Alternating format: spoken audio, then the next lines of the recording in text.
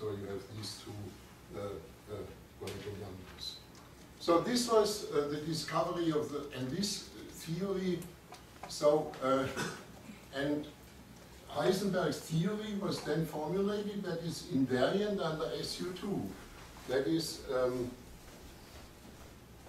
SU2 invariant interaction.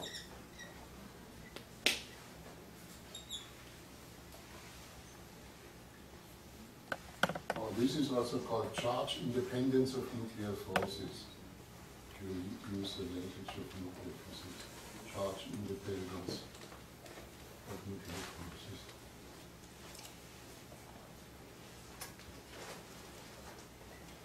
Okay.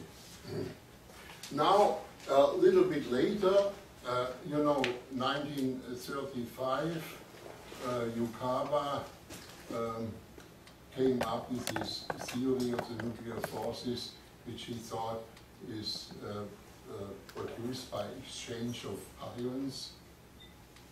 And after a while, one had the pi plus, the pi 0, and the pi minus, which were later discovered and successively. And so, in Khabar's case, the pion was a Khabar 1983, 38, Khabar from Edinburgh, Khabar 1983. He then put this as an isospin multiplet, a triplet, isospin triplet. So he extended the isospin concept from proton and neutron to the pions. And in the case of pions, we have then a +1, a 0, and a -1 isospin, because it's a triplet, and this was also found to be borne out by experiment. So, so Khabar extended the isospin concept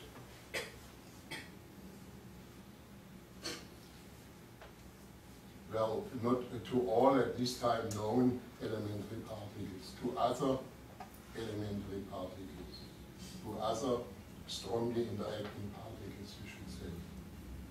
Strongly interacting particles. So this was the what Khabar did. And then it was clear that we have in elementary particle physics, we have this concept of an isospin, we have this concept of SU2 gauge invariance. And that is, at this point, and this was known at the end of the 1930s, and then it there was a World War II in between, so it took 16 years until the next step in this development of gauge theory came about. I mean, you guess, of course, now what happened. Of course, you know that you don't guess, have to guess it. We have here U1 gauge invariance, and here we have the SU2 gauge invariance, and that's also a rigid symmetry. And now you want to make it like, like why did it for U1? You want to make it for U2, SU2. Unfortunately, this was already done by Young and Mills, so you cannot do it anymore. But I think you see the consequence of these deliberations. I think one of the problems which also halted the progress a bit was that this article of mine was written in German, and I think Yang got it from other sources, but he certainly was aware of this, besides why, and this also, but Weil's work was, at least to some extent, presented by a very famous Reviews of Modern Physics article of Pauli, I think 41, So Pauli was very instrumental in spreading the news and ordering all this knowledge. This was Beginning of Modern Physics. I think it was 1941, something like relativistic quantum field theory or something of this title. So, and there he, and this concept of gauging the SU2 was tried already by Pauli, but was dropped because of reasons which we will discuss in the meeting. So 3.3 then is my third point which I want to make here, Yang-Mills theory. No, I mean, Yang is a Chinese physicist who came from mainland and went to the US. And Bob Mills is an American, Yang-Mills theory, whom Yang met at, I think, at the Institute for Advanced Study, and he collaborated with Yang.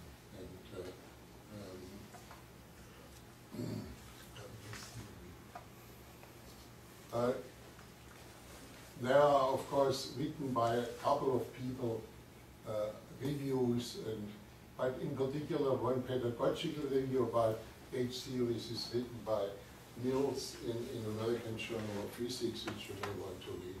Yang has also written many papers in that, but it's still the best thing is to just read Yang and Mills in original. So Yang and Mills started from the conserved spin isospin current. Started from the conserved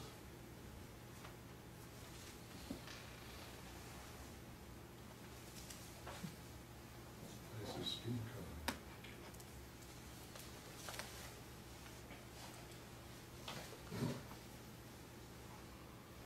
And so this is rigidly invariant. Rigidly means that independent of position in space and time, invariant under SU2. Under SU2. And now, I think I should just quote Yang, because I think it's sometimes good to read what the geniuses said themselves. Now, first of all, I want to quote the title of their paper. It's called Conservation of Isotopic Spin. Conservation of isotopic spin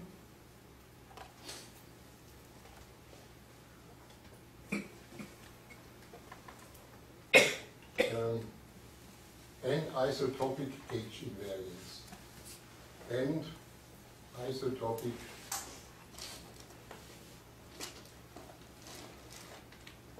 gauge invariance.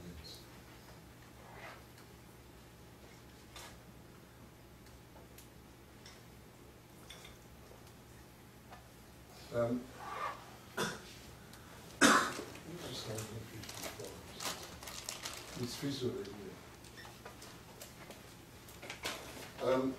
As I underlined several times already, the conservation of a current is always at the heart of a gauge theory. So you should never argue that something is a gauge theory of something without first wondering what is the conserved current, because the conserved current leads to this rigid isotopic invariance, and this by gauging to the isotopic gauge invariance. This is so later in gravity you should also, if a lot of people say, for instance, the Lorentz group is a gauge group of gravity, and then you ask them what is the conserved current, well, angular momentum, and then look around and say, what has that to do with gauging? Well, it has a lot to do, as we know from Yang and Mills. At the bottom of a gauge theory is a conserved current. If you don't have a conserved current, you better don't start a gauge theory.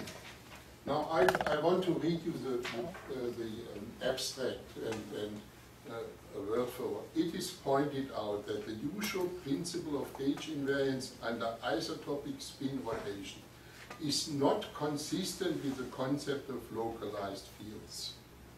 This is the, which is always said, I mean, you cannot have such a transformation. If I make here a phase transformation, then at the same time to all, well, at all times in the universe, you have to make the same gauge transformations. Such a phase transformation, isotopic rotation decides what is a proton and what is a neutron. And so to say, making it here, then at the same time in Alpha Centauri, you have to have the same transformation. That's not possible. There must be a cause, there must be propagation of information or something like that. So that's what is meant. It's not consistent with the concept of localized fields. This idea is, that's not me, not this idea is of course taken from basically from relativity theory. This is a general relativistic argument basically. And it was used in the same way by with other words, but that's exactly what I had in mind. I continue with Yang and Mills. The possibility is explored of having invariance under local isotopic spin rotations. You go from the global, from the rigid transformation to the local gauge isotopic spin rotations. This leads to formulating a principle of isotopic gauge invariance and the existence of a B field. Of course, why B field in electrodynamics is an A field and the next is a B field. Right? And nowadays we all call it A field, but Yang Mills called it B field. So who is able to say A can also say B. Okay, so it's the invariance and the existence of a B field. Perhaps we invent a C field. It's not so bad an idea. Which has the same relation to the isotopic spin, current again, that the electromagnetic field has to the electric charge. The B field satisfies non-linear differential equations. The quanta of the B field are particles with spin unity, isotopic spin unity and electric charge plus minus E or 0. Okay, I think that's the program which can be understood by everybody. I want now to decorate it a little bit with formulas and to show how this idea of Yang Mills gets underway. So let me erase this part of. Do you have any questions up to now?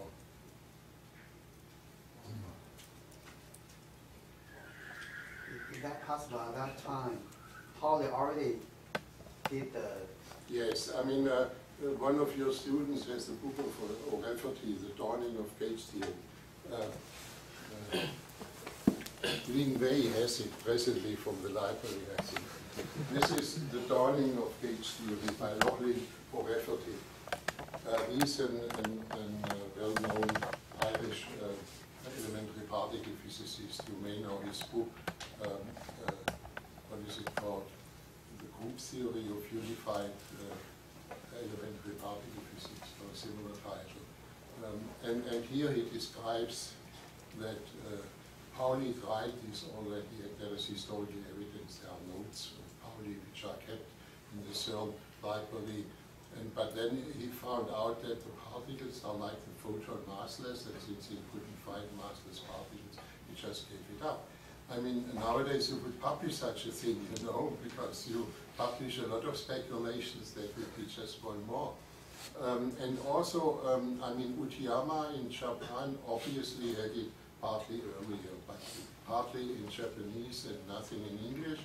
And he only learned about this when he was invited to the Institute of Advanced Study and then he extended it and wrote his paper 2 years later, 1956, Utiyama. And Shaw, a student of Salam's, also had it 1954. It's published in his thesis, but it's not published in any journal because he had to understand something. So there are, as you can see, different people involved. So it's not a concept which is sort of, well, it is so plausible that several people came up with similar ideas. More questions or remarks? So this Shaw's thesis, what he... Sorry? Shaw? Yeah. I mean, I let me just write down the name. One should always write down names because Shaw. Thesis at Imperial College in London, and he was a student of Salam, after Salam. What did he do? Well, he had a SU2 phase theory. He also extended this. The formalism is a bit different from what Jan Mills did, but it was basically the same. He had the interaction pieces, he had the pull equations. I mean, I looked at some pieces of his thesis, and it's there. So that's before Jan Mills. The thesis is 1954. You know, the paper of Jan Mills is submitted, I think, 54 and published 54. It's about the same time, and of course there was no internet at that time. So no archive. One day is before. I think the idea was, I mean, Salam tried a lot of other things, and you know. And one of the students of Salam, Neiman, got the SU3 also with Salam, and even before Gelman had the same idea, I think a month later or so, yes, and I mean, okay. Salam has many unpublished results. Yes. Even the electric theory. Yeah, it's overpriced. Yes, Yeah, yes. right, but we cannot find out the paper. Which paper? And SU3. The Pati Salam. Oh, the Pati Salam. No, later. The electric theory. The electroweak. That's why he received a Nobel Prize. It's in the proceedings. It's in the proceedings. No, this is after. I think it's after Nobel Prize. No, after Weinberg's paper. After Weinberg. Weinberg was winter 67, 68, and Salam gave a lecture at a winter school or summer school, and there it's published, but the publication is a year later or something like that. It is published, but it's and it seems to be clear that it was roughly at the same time when he gave the lecture or when Weinberg published it. So I think the Nobel people probably checked the priorities. I don't know. I mean, I didn't look into this question too carefully. There are always, you know, the VA interaction. It's Kelman and Feynman, and at the same time Mashak and Sudarshan, right? I mean, Mashak told me he did first. yes, of course. He told Gelman. Gelman told Feynman. Yes. I mean, you get all different versions. The main thing is it was found out. The Sudan has is he wrote it the first one. Sit down, Mashak as a desk for a long time, right? No, the Mashak told me, I said, why not get published right away? He said he's reading a very important experiment, reading. I think Mashak and Sudarshan published it in the proceedings. The proceedings. Yes, and then Feynman and Kelman and Feynman published it in this review. Yeah. So that is what my quotation of Young is on the train. Thank you. Okay, now let us look a little bit at the formalism which Jan Mills used. So you have a non-abelian theory. It's of course the SU2 is in community. We have a matter field psi, which in these cases, the Euclidean field. So, variation of the matter field psi is equal, we now work with the usual conventions and I, and the infinitesimal parameters for variation. A is the isospin index, X, the generators of the isospin transformation, A, and the matter field. Now I can, for making the notation crystal clear, hopefully, I can here put an index which has number 1 and 2, R and S, just in order to make visible that what abbreviations I'm using, and S, and here in S. You have sum over S, and here you have R equals 1 and R equals 2. And these are the transformation matrices. Transform these infinitesimal.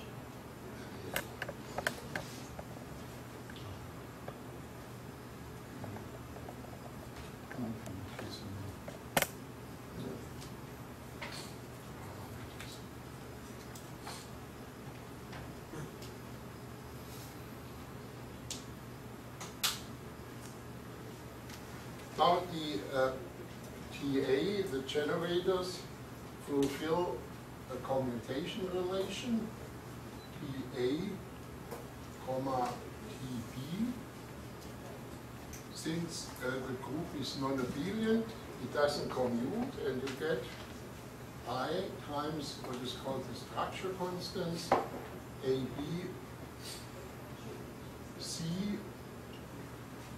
times TC. So the commutator, of course, of two of those transformations is proportional to such the transformation, and the proportionality factors are the structure constants.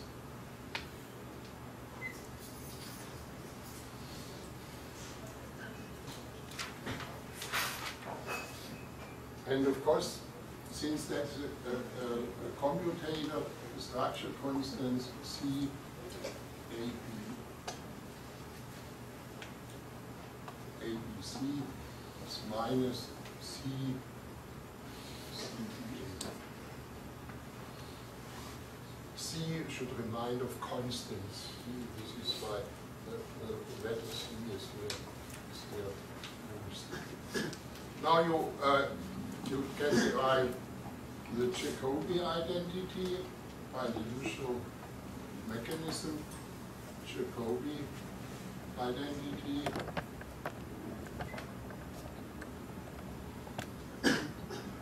So the commutator of TA with TB commuted with TC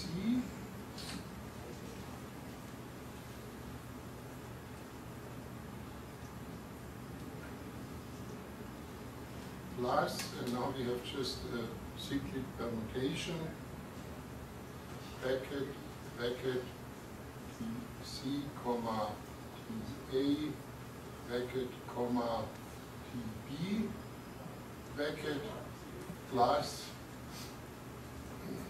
commutator of TB, commutator, TB, comma, TC, comma, TA is equal to 0, which you can see by just expanding the commutators.